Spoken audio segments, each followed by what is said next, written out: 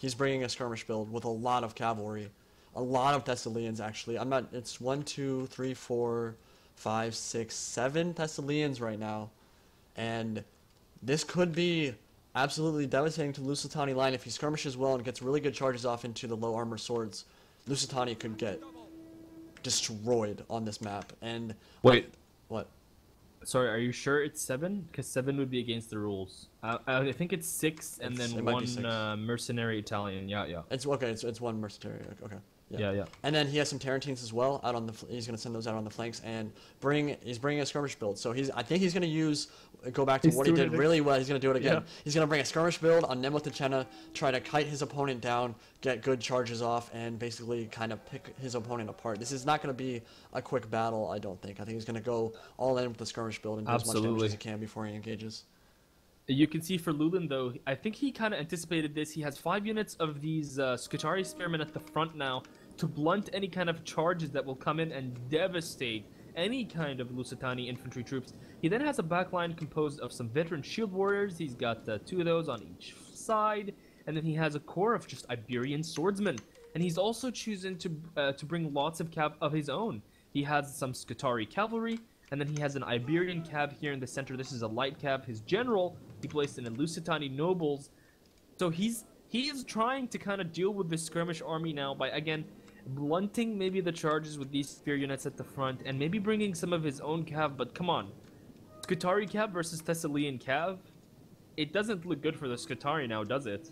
Well, but he doesn't need to engage the Scutari one-on-one with Thessalians. Of course, he is going to lose that engagement if he does it, but he has a ton of spears on the field and a bunch of javelins. And remember how potent javelins are against cavalry units. So all he has to do is tie down some of the Thessalians when they engage, and then with the Scutari cavalry, and then back up with spears. And okay, it looks like Thessalian cavalry right up the center, going to engage with the Scutari, and then he's going to turn his skirmishers and start firing into that. But there are a bunch of Scutari spearmen really close by, and they might start doing a lot of damage to this Thessalian cavalry. If he tries to disengage here, he might lose a lot. I don't know. One thing that I kind of feel not worried about, but like kind of cautious about for the Prussian Prince is that Thessalian cav aren't Persian cav. You're not going to be able to do the things that the Persian cav did in the first battle, so your cutting edge is a little bit more blunt as the Prussian Prince here. And look at this, Llewlin is going to get free charges inside 4 units of archers. If he gets them, the Prussian Prince basically loses now. We're getting some lag now. Okay, it's going away. But yeah, Scutari cavalry coming up the center here. Definitely micro mistake here from Prussian Prince. He's gonna fire all he can into the Scutari cavalry, but that's not gonna be enough. And these are really low tier archers. That was a mistake, and they're going to get devastated. Now, they're really cheap archers. They weren't what he needed to win the battle. He has plenty left on the field otherwise, but he's going to lose 2 units here. But if he loses the Scutari, if Lusitani loses the Scutari cavalry here, then that's absolutely a good trade. One of them's going to pull out, though, so 60 men in the unit. That unit's going to be fine. Other Scutari cavalry is going to get tied down in melee and should die. But he did lose some archers there, but the cheapest archers in the game, it's not the biggest deal. Here it comes down the center. There's a light cav unit. If that light cav gets into the Rhodians, he's losing his really micro. He is. These Thessalians just got charged by the spears. Oh my goodness. Yeah, the Prussian Prince is getting overwhelmed, and this is the disadvantage of a build like this. It's so micro intensive. Once you start to slip, if you're not on top of your stuff, you will lose so fast. You can see these Rhodians, which were really the long-term end game plan for the Prussian Prince because they have so much ammo. They're useless now. Yeah. Like, if he cuts them down, look, he's already got this 1 unit down, 70 men dead. This one has lost 3. This one has lost 8.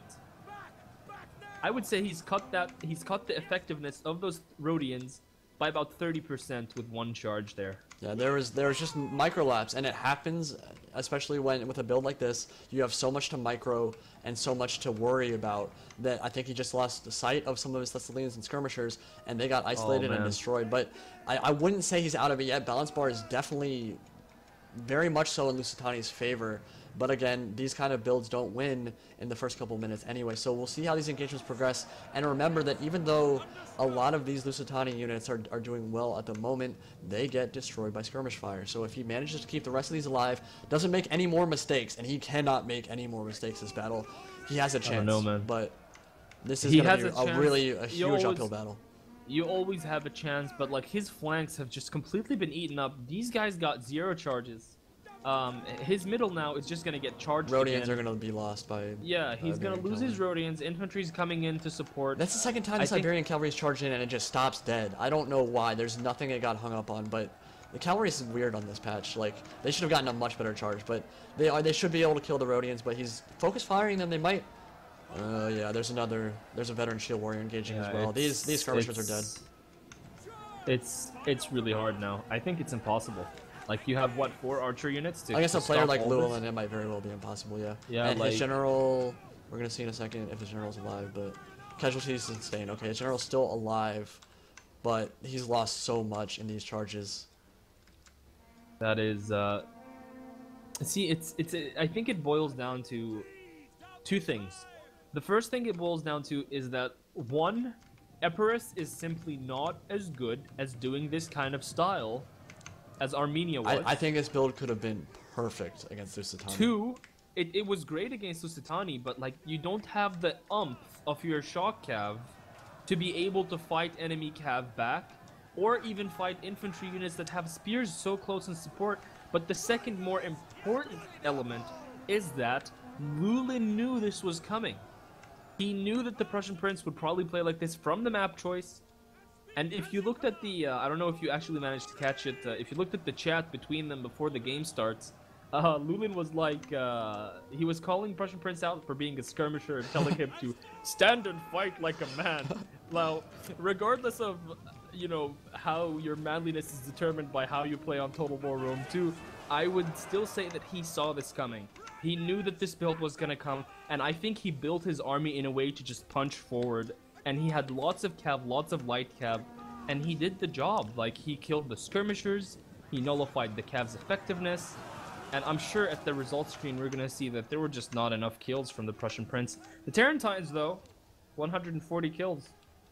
So the Tarentines are there, doing what they do best. I really think that Lusitani build didn't counter what Prussian Prince brought at all. If he had played to the same level that he played in the Armenia versus Boii matchup, because that's exactly what Boii did in the first game, was push forward, and Prussian Prince just microed really well, didn't make any mistakes, or at least didn't make very many, got really good charges off, skirmished really well. If he hadn't just, and I realize how it happens, like, micro in tournament style is very difficult, and you can kind of get caught up under the pressure, but like, if he had played the exact same way, I think that he could absolutely have won this battle easily. When I say easily, it would have taken a long time. It would have taken a lot of micro. I don't know if I don't think the build countered his at all. I don't know if I agree with you. Like, I don't think it countered. Like, I don't think you can counter Epirus's Lusitani by any means. But I think it was tailored to deal with this specific style of play. Like, if we look at the previous match, the reason Armenia did so well against Boii is because you had so many swords and then cav units. None of them were able to deal with the cavalry that Armenia brought. In this battle, there were lots of Scutari spearmen, there was lots of cav, which allowed Llewlin to be more aggressive with his own infantry and be fearless with his cav. When you have spears at the front, you prevent your opponent from charging and slowing you down, and then you can use your own cav to get around and get into like these juicy targets. I mean, if you quickly look at the results screen here, the Scutari cav from Llewlin there, all of them got so many kills getting these juicy targets that were the skirmishers for the Prussian Prince. Prussian Prince had a total of 9-foot skirmishers, none of them totaling over than 50 kills, which it's just, it doesn't work out for him now, does it? Yeah. I honestly really liked the build from Prussian Prince, and I think that if he had micro really well, it could have been the same kind of result and engagement that we had in the first game, which was epic, by the way. I think this build I think this build totally could have worked, but I think you're right. I think that the Scutari being able to fearlessly engage against the Thessalians without worrying about getting shredded on the charge, because obviously heavy horse, if they take a cataphract charge, they will get destroyed. And the Boii spears are simply not as good as the cheap Scutari spears for Lusitani. I think, yeah, that was definitely an issue. And again, the Prussian Prince looks like he's going to be kind of sitting up here to go of a more defensive style. He went with the most insane micro-intensive style, but now he's kind of just parking down, probably thinking about how he wants to break through this Galatian formation, and I think it's looking tough for him right now. One thing to keep in mind, though, is that the Gallo-Thracian infantry, Prussian Prince has, let's see here, he has 3 of them. I think they are going to be huge.